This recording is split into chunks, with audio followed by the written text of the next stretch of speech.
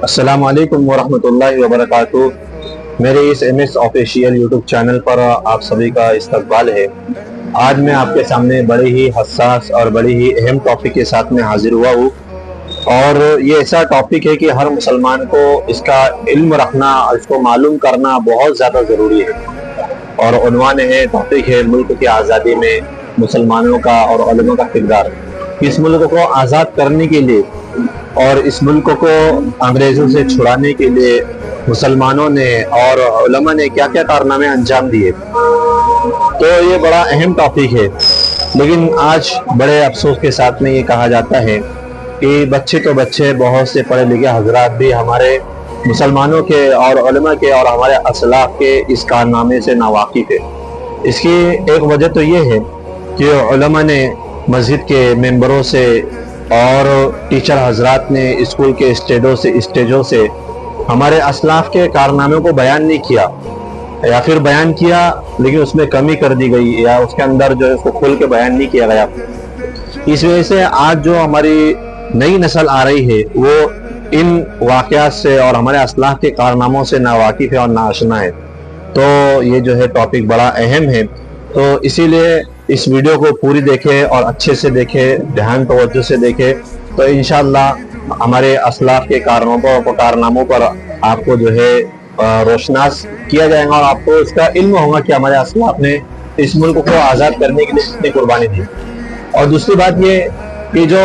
آزادی ہم کو انگریزوں سے ملی ہے،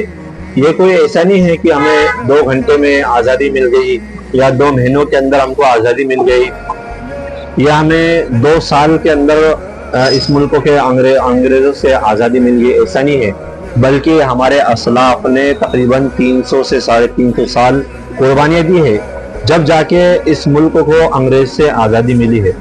انگریز اس ملک کے اندر 1601 کے اندر داخل ہوئے تھے، اور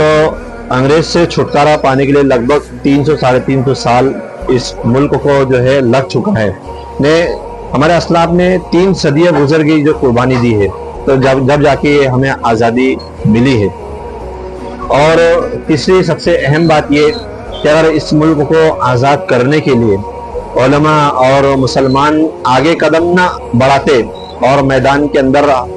سرگرم نہ ہوتے، تو اس ملک کو آزادی کبھی نہیں ملتی۔ اس کی وجہ یہ ہے کہ انگریزوں کے آنے سے پہلے اس ملک پر مسلمانوں کی حکومت تھی۔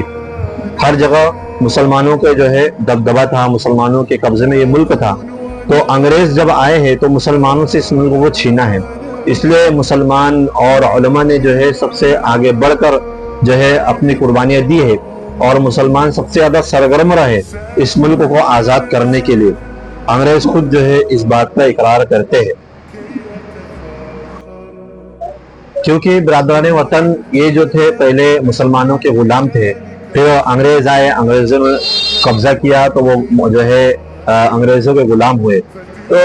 وہ پہلے سے ہی غلامی کی زندگی گزار رہے تھے کہ پہلے مسلمان کے غلام تھے، پھر بعد میں انگریزوں کے غلام ہوئے، تو ان کو کوئی اتنا فرق نہیں پڑتا تھا۔ فرق جو پڑتا تھا وہ مسلمان کو فرق پڑتا تھا کہ وہ پہلے آزاد زندگی گزار رہا تھا، وہ پہلے آزاد تھا کہ اس کا ملک تھا، اس کی حکومت تھی ہر جگہ ملک پر، تو وہ آزاد زندگی گزارا تھا۔ پھر انگریز آئے، انگریزوں نے ان کو جو ہے ان کے اوپر قبضہ کیا، ان کو غلام بنا لیا۔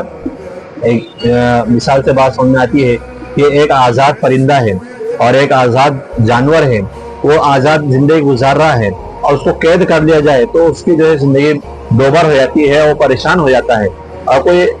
غلام پرندہ ہے اور کوئی جو ہے قید خانے کے اندر رہنے والا کوئی جانور ہے، تو اس قید خانے کا عادی ہے، تو اس کو اتنا فرق نہیں پڑتا ہے کہ وہ پہلے سے غلامی کی زندگی گزار رہا ہے۔ فرق تو اس کو پڑتا ہے جو آزاد زندگی گزار رہا تھا، پھر اس کو غلام بنا لیا گیا۔ تو بالکل مسلمان بھی اسی طرح آزاد زندگی گزار رہے تھے، پھر انگریزوں نے ان کو غلام بنا لیا، اس لیے مسلمانوں پر فرق پڑتا تھا۔ اس لیے مسلمان میدان قدم کے اندر، میدان جنگ کے اندر جو ہے آگے بڑھے، اور مسلمانوں نے جم کر جو ہے انگریزوں کا مقابلہ کیا۔ ہر طرف مسلمانوں کی حکومت تھی، جب انگریز آئے تو ہر طرف مسلمانوں کی حکومت تھی۔ کرناٹک کے اندر ٹیپو سلطان رحمۃ اللہ علیہ ان کی حکومت تھی، ان کی سلطنت تھی، اور کلکتہ کے اندر سراج الدولہ کی حکومت تھی، اور دہلی کے اندر بہادر شاہ ظفر رحمۃ اللہ علیہ ان کی حکومت تھی. تو جب انگریز اس ملک کے اندر آئے ہیں تو جو سب سے پہلا مقابلہ ہوا ہے 1756 کے اندر، سب سے پہلے جو انگریزوں کے ساتھ میں مقابلہ ہوا ہے 1756 کے اندر، سراج الدولہ جب کلکتہ کے اندر انگریز داخل ہوئے تو وہاں پر سب سے پہلے مقابلہ ہوا، سراج الدولہ کے ساتھ میں مقابلہ ہوا، جس سے سراج الدولہ اس کے جو ساتھی تھے اور اس کے ساتھ میں جو لڑنے والے تھے، اس کے جو ہمراہ تھے، وہ تعداد کم ہونے کی وجہ سے اور آپ اندر جو ہے دغا بازی کی وجہ سے سراج الدولہ شکست کھا گئے اور انگریزوں نے جو ہے کلکتہ کے اندر قبضہ کر لیا. پھر دھیرے وہاں سے انگریزوں قدم آگے بڑھا تو 1799 کے اندر ٹیپو سلطان رحمۃ اللہ علیہ سے ان کا مقابلہ ہوا. تقریباً 3 سے 4 بار زبردست مقابلہ ہونے کے بعد 3 سے 4 بار لگ بھگ 3 بار انگریز ٹیپو سلطان رحمۃ اللہ علیہ سے شکست کھانے کے بعد چوتھی بار جب مقابلہ ہوا ہے تو اپنی ہی دغا بازوں کی وجہ سے اور اپنے ہی غداروں کی وجہ سے ٹیپو سلطان رحمۃ اللہ علیہ کو شکست کا سامنا کرنا پڑا اور بالآخر 1799 کے اندر ٹیپو سلطان رحمۃ اللہ علیہ کو شہید کر دیا گیا. اور جب ٹیپو سلطان رحمۃ اللہ علیہ کو شہید کیا گیا ہے تو انگریز نے ان کے جو ہے لاش پر کھڑے ہو کر کہا ہے کہ آج سے ملک ہندوستان یہ ہمارا ہے. یعنی انگریز کے اندر ٹیپو سلطان رحمۃ اللہ اتنا رعب تھا، اتنا دبدبہ تھا کہ اس سے پہلے وہ کبھی جو ہے اس بات کا اعلان نہیں کیے تھے، لیکن جب ان کو شہید کر دیا گیا تو پھر انگریز نے جو ہے اعلان کیا ہے کہ آج سے ہندوستان پر ہمارا قبضہ ہے اور ہندوستان پر ہماری حکومت ہے. تو جو ہے دھیرے پھر 1803 کے اندر جب انگریز دہلی کے اندر داخل ہوئے جہاں پر بہادر شاہ ظفر رحمۃ اللہ علیہ کی حکومت تھی، ان کی سلطنت تھی، تو جب اس کے اوپر انہوں نے قبضہ کر لیا تو 1803 کے اندر انگریزوں نے جو ہے دہلی کے اندر اعلان کیا کہ حکومت بادشاہ کی اور حکم خالق کا اور سلطنت ایسٹ انڈیا کمپنی کی، اس پر انہوں نے اعلان کیا. تو اس وقت میں ایک علامہ تھے، ایک بڑے اللہ والے تھے، شاہ ولی اللہ محدث دہلوی رحمۃ اللہ علیہ کے بڑے فرزند عبدالعزیز رحمۃ اللہ علیہ. تو 1803 میں انہوں نے جب انگریزوں نے دہلی کے اندر سے اس بات کا اعلان کیا کہ حکومت ہماری ہے، تو پھر 1803 کے اندر شاہ عبدالعزیز رحمۃ اللہ علیہ نے فتویٰ جاری کیا کہ آج سے یہ ملک انگریزوں کا غلام بن چکا ہے اور یہ دارالحرب بن چکا ہے کہ ہر مسلمان پر ضروری ہے کہ وہ انگریزوں سے مقابلہ کرے.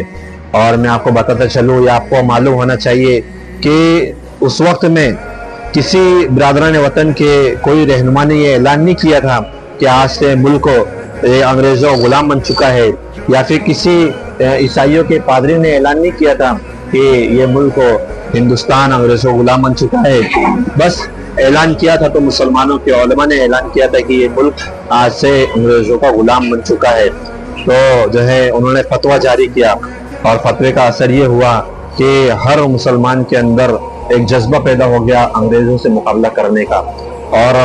انگریز بھی بالکل دنگ رہ گئے یہ فتوے کے اوپر. فتوے کا ان کو یہ اثر ہوا کہ وہ بالکل جو ہے انہوں نے یہ ٹھان لیا کہ اگر اس ملک کو غلام بنانا ہے تو سب سے پہلے اس ملک کی آزادی کی روح پھونکنے والے علماء کو جو ہے ٹارگٹ بنانا پڑے گا، سب سے پہلے علماء کو نشانہ بنانا پڑے گا. تو انہوں نے جو ہے 3 چیزوں کو ٹارگٹ بنایا. انگریزوں نے 3 چیزوں کو ٹارگٹ بنایا. ایک تو علماء کو ٹارگٹ بنایا، پھر قرآن کو ٹارگٹ بنایا اور مدارس کو ٹارگٹ بنایا. کہ اس وقت میں دہلی کے اندر ہزاروں مدرسے چلا کرتے تھے، تمام مدرسوں کو انہوں نے بند کر دیا اور علماء کو جو ہے پھانسی پہ لٹکایا، اور لاکھوں کی تعداد میں علماء جو ہے پھانسی کے تخت پر لٹکائے گئے. تو یہ قربانیاں دی ہے ہمارے اسلاف نے.